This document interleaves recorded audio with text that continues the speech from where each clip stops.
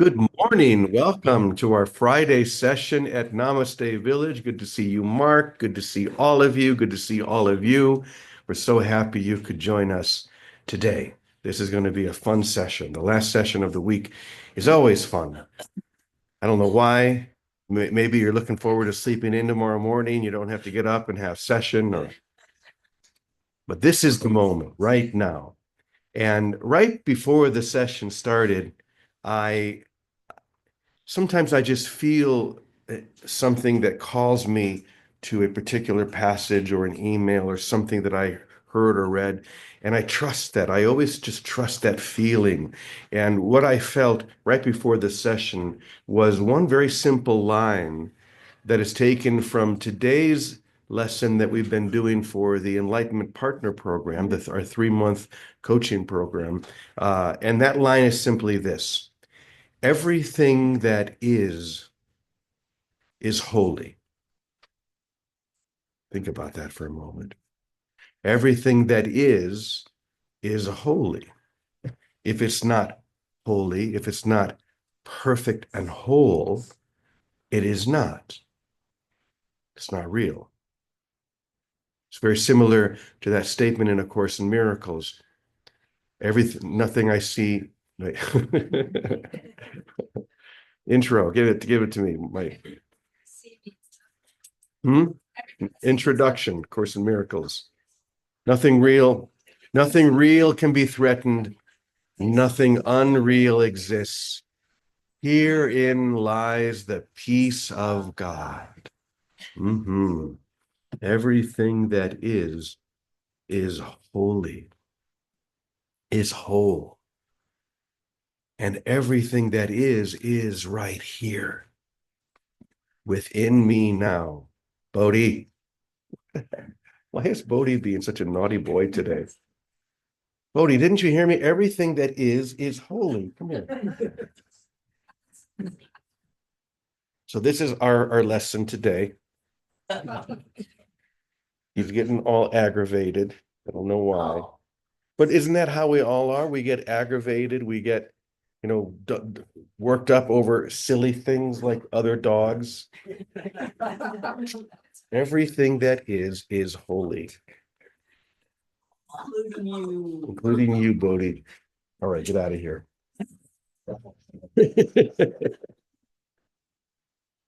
So, remember, there is nothing out here. This is the only thing we need to ultimately be fully and completely resolute about. There's nothing out here to gain, to receive, to get, to even give. It's all given from within. It's all received from within. It's all received already fully and whole, complete, without question. And if we remain resolute with that, only looking within, the universe becomes so small and intimate and holy because we have found what we've been looking for all along. The search is over. For many of us, we still have these ideas of what it might be like one day when I have become enlightened, when I have opened fully, when I have X, Y, and Z, whatever it may be. One day. Guess what? One day is this day. There is no other day or moment than this right now. For you to fully receive that which has been given. That's all it is. It's always being offered, always being given, if we would but receive it this moment, not one day. So often we still have in our minds, if I do this, if I do that, if I listen to this teacher, if I let go of that addiction, if I do all these other things, then I'll be there. Now you're there right now. Scott got that one. In fact, what just happened to Scott is exactly what happens to each one of us. There's something, when we hear that, when we really hear it, something, bing, it's like a little light switch. We get it. And there's this explosion of light within us when we get that which already got us. It's all within. And we can't look to anything outside of us and say it's this or it's that. Once I get this, once I learn this, once I find the right teacher, whatever it might be, once I get away from that James Twyman guy, whatever it is, then I'll get it. No, you got it a long time ago. You never lost it.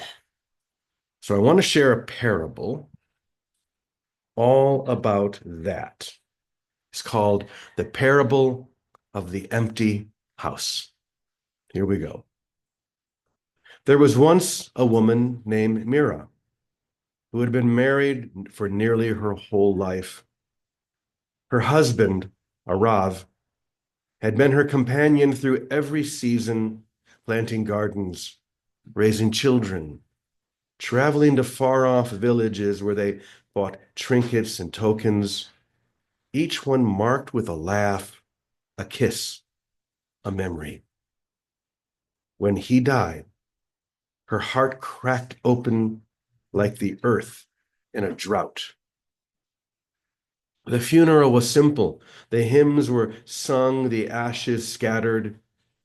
Her daughter drove her back to her home, the home that she and Arav had shared for over 50 years. When they reached the door, her daughter turned and said softly, "Mama, would you like for me to come inside with you?" Mira smiled faintly, her eyes distant. "No, my love, I'll be okay." She stepped inside. The silence met her like an old friend, deep, full, and aching. She walked through each room, touched the shelves, the framed photographs, the clay elephant from Rajasthan, the laughing mask from Kerala, the chipped mug she always used, all these objects, sacred once, alive. But now, as she held them one by one, she said, "This is not my beloved. This is not him either." As she moved, her voice grew steadier. "This shell, this chair, this stone, not him. Not his laughter, not his touch, not the warmth of his presence." And then she sat on their old couch, her hands empty. She closed her eyes, and in the stillness, something shifted. She did not see him, but she felt him. Not in the objects, not in the memories, but within. A radiant peace, a presence beyond form, a love not bound by time or loss. Tears slid down her cheeks, not in grief, but in recognition. And in that moment, she whispered, "He was never outside me. He was always within." And the same is true for God. We look for the holy in carved statues, in stained glass, sacred texts, in the incense. We long for signs, but something to hold, but they are only shadows, reflections. A Course in Miracles says, and here it is, nothing real can be threatened, nothing unreal exists. Herein lies the peace of God. The real, the beloved, the divine was never out there. It cannot be lost. It cannot die. It is but form, but essence. Not body, but presence. And when we stop looking for God in the things of this world, we find the truth in the quiet place behind our eyes, beneath our very breath. It is the same presence that Mira felt in her empty house. It is always with us because it is who we are. This is not the beloved. That's not the beloved. Nothing I see outside of me is the beloved. The beloved is within us. And when we seek it where it is, when we seek love, all the beloved is, or all God is, whatever name, whatever identity you want to give it, is the accumulation of pure and total unencumbered love. And we are that. I am that right now. All I need to do is to say yes. Remember, a few days ago, we said that yes, that one word is the most activating word in the universe. Yes, I'm there. There's nowhere I need to go, nothing else I need to do, no other book I need to read or teacher I need to follow. Yes, right now, within me, this moment.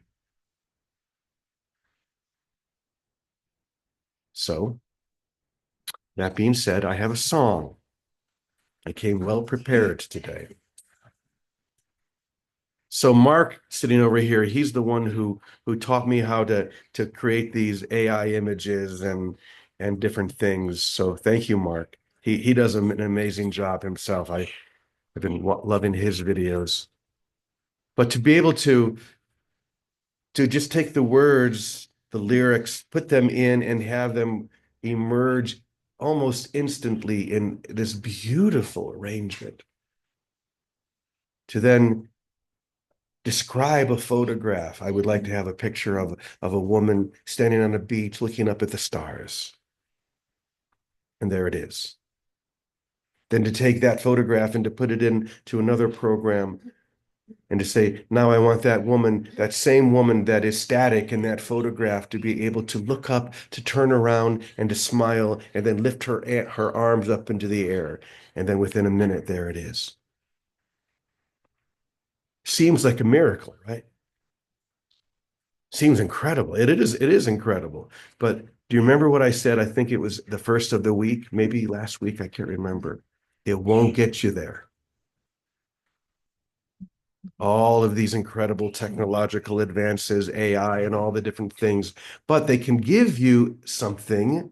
They can offer you something that can help you take that step into where you've always been. And that's where the grace is. To step into the experience, to claim the experience that has always claimed you. It is an experience. It's not an idea. It's not a concept, but a pure, unbridled experience. So, drawing from the story, the parable that I just told you, this is the song that we came up with.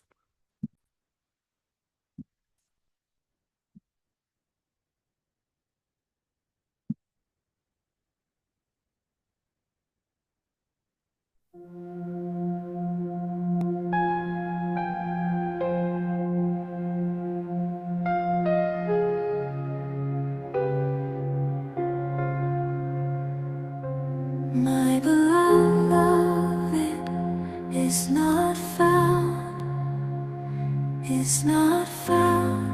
in all these things of the world,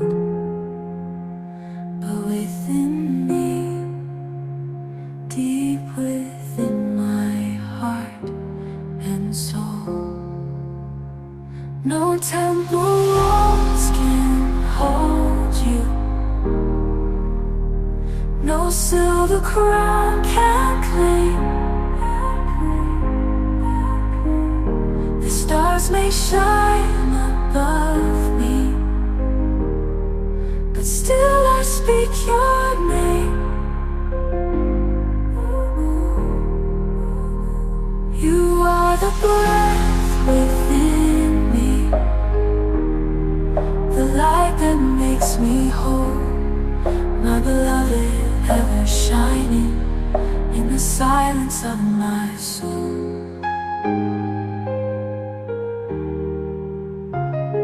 Not in riches, nor in gold, nor in stories left untold.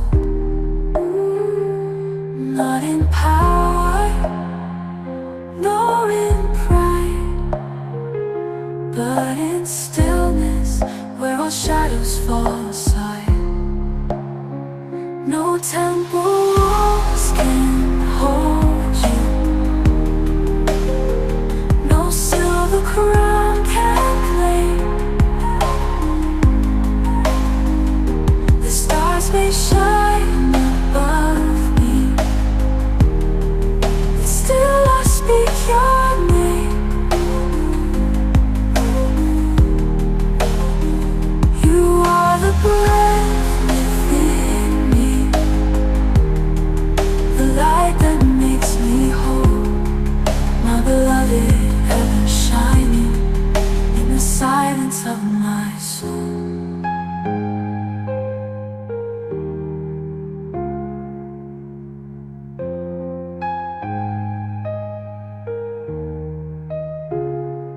Not in riches, nor in gold, nor in stories left untold. Not in power, nor in pride, but in stillness where all shadows fall aside. No temple walls can hold you.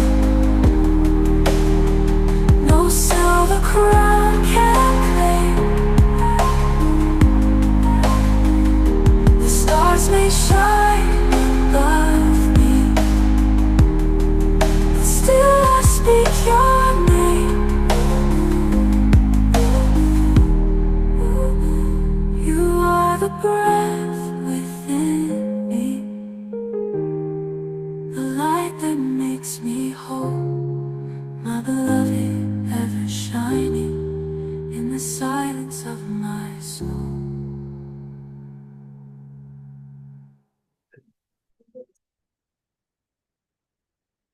The beloved, ever shining in the silence of my soul.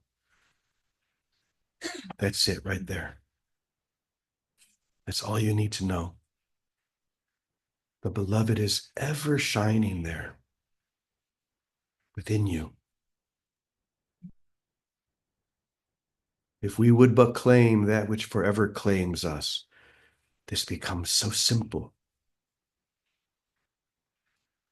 so ecstatic.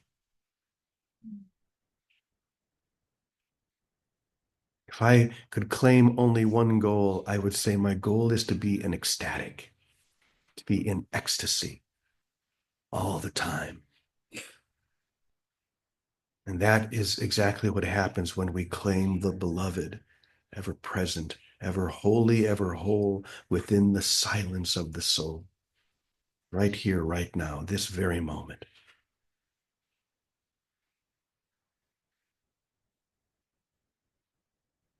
So, Vicky, take it from there. Oh, Brother James, thank you.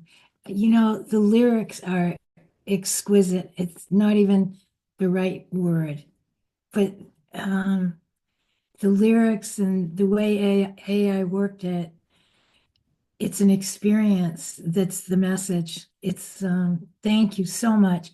And that song, The Stillness of My Soul, is a way of life. It's our way of life. After we've passed the land of desires and grievances and all the rest, and we can do this at any age and at any time, when we finally want everything. We really want everything more than we've wanted all the things our imagination came up with. That's when we listen, and that stillness thunders in us. It speaks. This song would go well with Turn to Me. Remember your song, Turn to Me?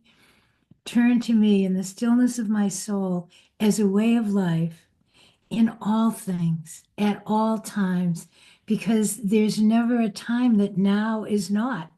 Everything is right now, just right now. Turn to me. And in that stillness, there's an ease and a grace that's always been available. But we haven't been able to accept it because we've been busy trying to make something else happen. either going over some grievance or over some desire, some lingering illusion. And I think part of what happens in a spiritual family, and I look in this room with my family here, is that we come to a land that's beyond that. You know, Jesus calls it the borderland, where those desires and grievances, they don't interest us anymore. And when they do, like yesterday did, I have to deal with it. I have to let it in. But in a way of life, we've come to a land beyond those.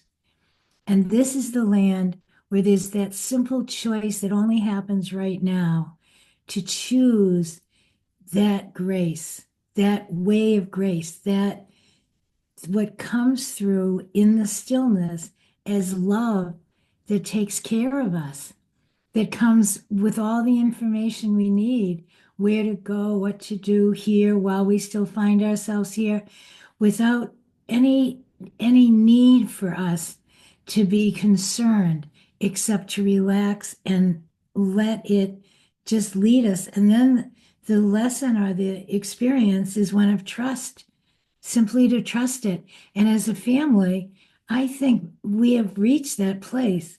And hopefully, these are the days where we're trusting it and bringing it into our full consciousness and into our awareness. It's the only choice there is. There's no choice about what to do with a sequence of events out here. There's only a choice to live from in here. And that's the difference from living from perception into this knowing, this knowledge of love, because love always gives and it always benefits everyone. There's no loser. It's a win-win.